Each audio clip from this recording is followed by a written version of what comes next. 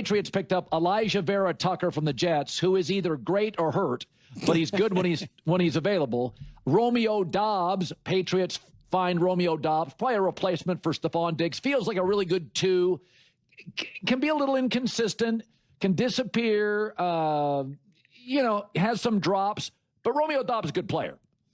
He's a very good player. He's either a really low-end one or an exceptionally high two. Kind of a Michael Pittman feel, like he's either one of the better twos in the league. So I think, and Drake Maye likes to throw the ball down the field, and Doubs has really good speed, so he can move.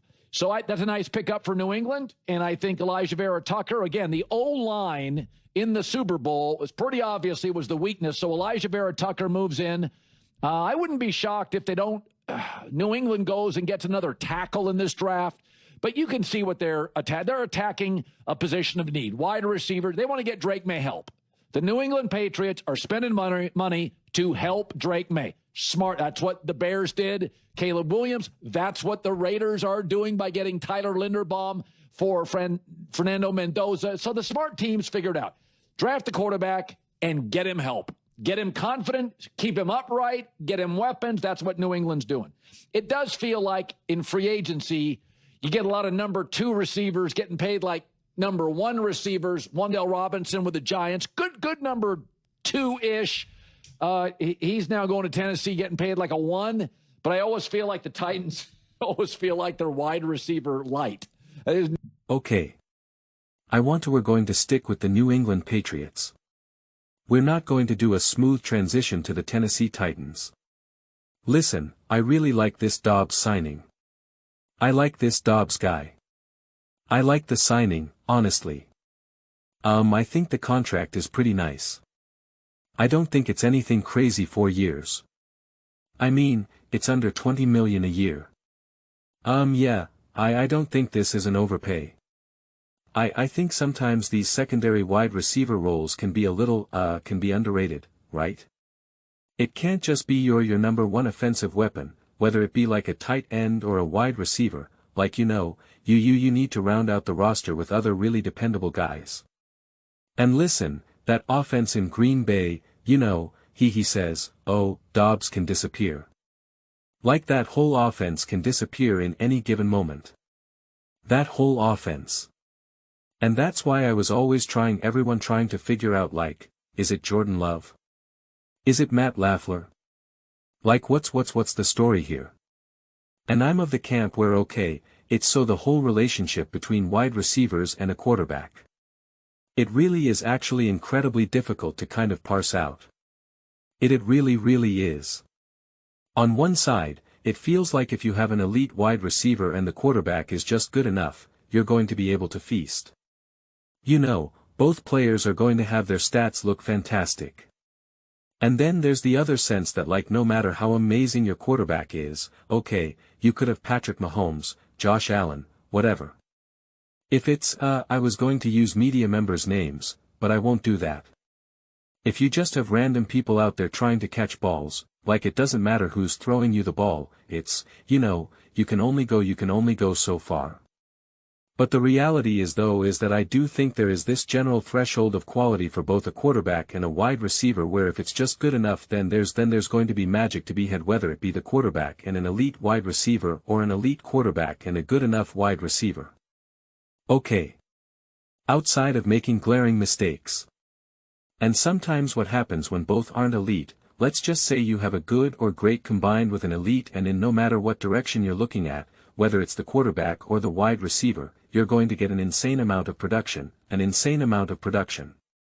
But occasionally, you might have these singular moments when your quarterback makes an unbelievable throw and then it gets dropped, or your wide receiver runs an amazing route and is about to, make an unbelievable catch, but you overshoot it by 2 inches, right?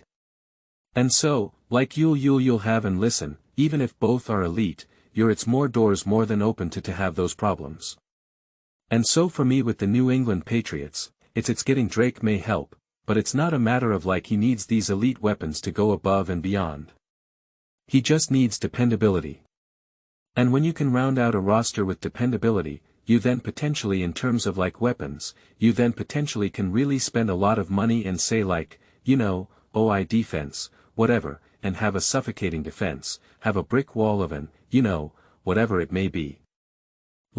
So if you can get away with just pretty darn good receivers or something or pretty darn good tight end, you fortify that O-line, you fortify that defense. Now, your run game is going to even be better. Your quarterback is going to have plenty of moments when he'll be able to use his legs as well, he'll be able to wheel and deal. And also when this is all tied together with obviously a good enough offensive coach who clearly the Patriots have, you find yourself in a situation when if you're backed into a corner where I just shouldn't say backed into a corner, but if you find yourself spending a ton of money from an offensive standpoint, from a receiver or you running back, you are potentially putting yourself in a disadvantage from just an overall roster construction standpoint. It is why the Chiefs had to move on from a Tyreek Hill. It is the benefit of maximizing a tight end because no matter how great they are, you don't have to pay them $50 million a year, right? You don't have to necessarily go there. And this is where then it kind of gets interesting because does this take off the table of an A.J. Brown move? And it's just like that's it.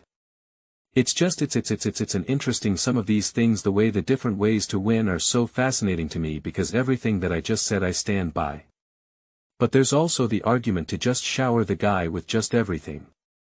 And that's what the Los Angeles Rams are doing right now. Matthew Stafford can absolutely get by with just pretty darn good receivers.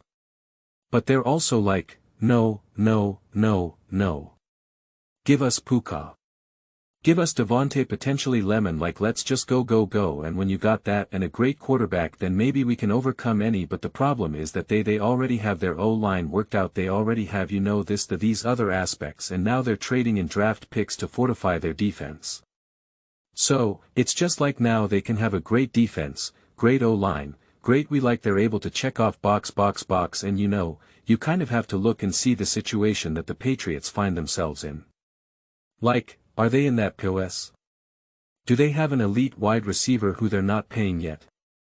So, therefore, they can pay maybe a little bit more money than you would want to for a tight end or wide receiver, whatever it may be. That's not the exact situation that the Patriots find them in. And so you do have a little bit more of a strategic signing here with Adopts. Now you could say you still want that true bona fide number one, but it is tough because from a money standpoint, again, I just let's just use the Rams as a reference point. They drafted Puka Nacua and late in the draft. If they don't do that, if they had to pay Puka that money right now, they wouldn't be able to construct the team that they have right now. And they have a stacked roster right now. And so it's tough. It's tough. You got to find some of your weapons that to make your, cause Colin's oh, you're just surrounded by great people. And it's you can't always just 100% do that in free agency. You do have to be able to draft a couple of these players that are truly elite. The Eagles were able to pay for Devin or for AJ. They drafted Devontae, right? That goes a really long way. A really long way. And so, yeah, and that's kind of the situation that again, just kind of keep bouncing around with the various teams like the Kansas City Chiefs. They haven't been able to draft that replacement and they only have so much money to spend to be able to say, okay, we'll just go by this, Alec Pierce or, whoever. It's they don't have it. They need to draft that player to be able to make it all make sense. And so that's why sometimes the free agency moves like this. That's why Colin kind of entered the segment being oh, now we're at the point where you're signing B players and C players. And it depends what you're capable of doing and what you're looking to do in both free agency and the draft combined. And they always have to have this marriage for you to be successful. There always has to be this marriage. And so I think it always sounds good just be oh, get your quarterback and surround them with talent. And it's true, right? Football's I always laugh about this because it actually really is so incredibly repetitive. What do you need to do to be a great team? You need great coaching, you need great quarterback, you need a great O-line, you need a great line, of course you need some receivers and you need a run game.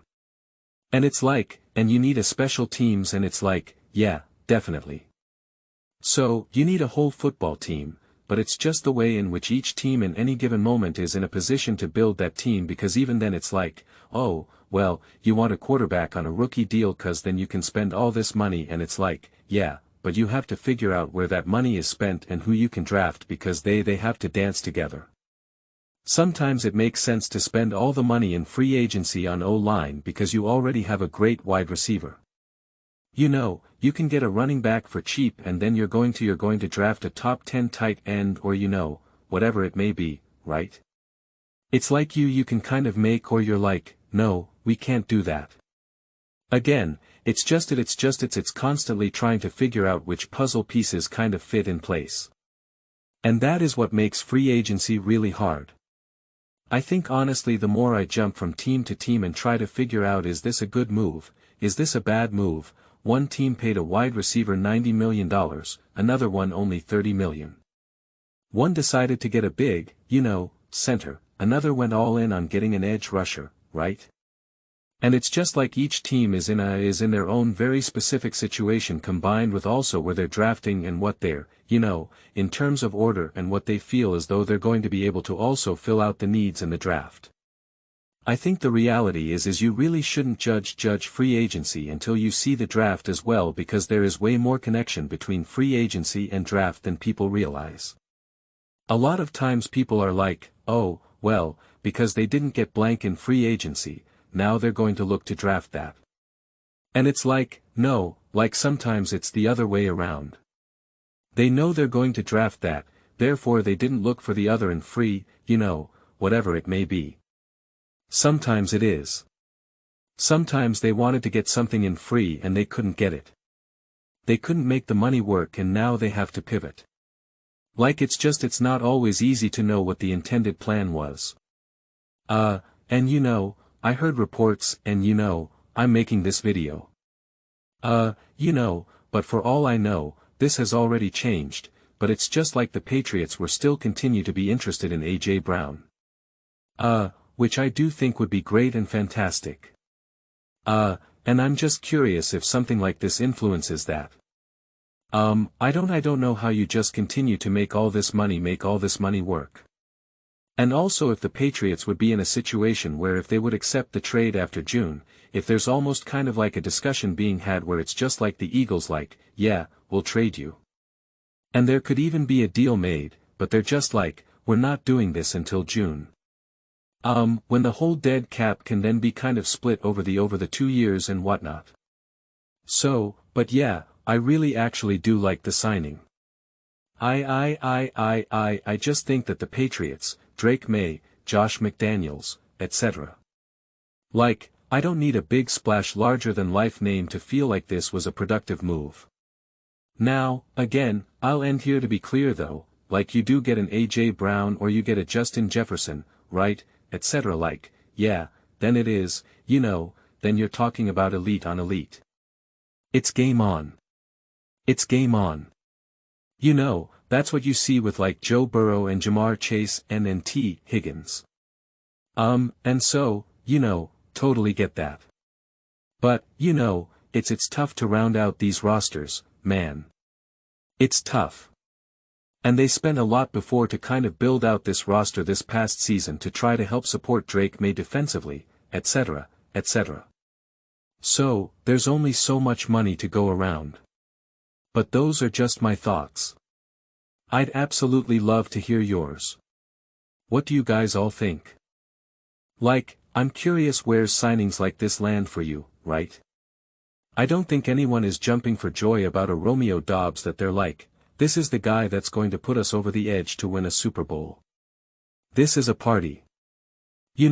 Like everyone gets very hyper-focused on the largest names we can see.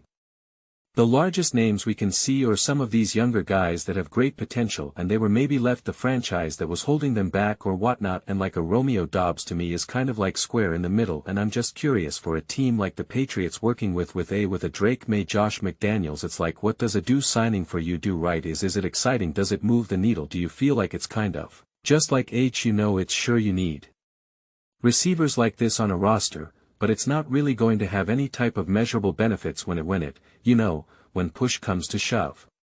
Like, I'm curious because it's like all the teams that do the big stuff get all the attention and the teams that do nothing get all the attention, and then you have something like in here that's just like, for years, 68 million, Romeo Dobbs, nothing outrageous, nothing insane, nothing that's just like, whoa, they did what? It's like, how does that land for you? Let me know your thoughts. I read every single comment. So, you agree with me or disagree with me?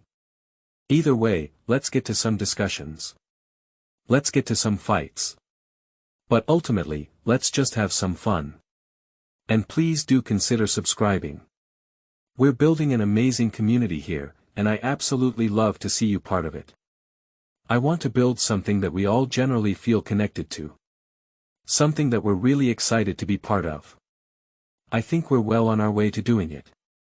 Please don't forget to give this video a thumbs up, as it really does help the visibility and the algorithm. Thank you so much. See and accept.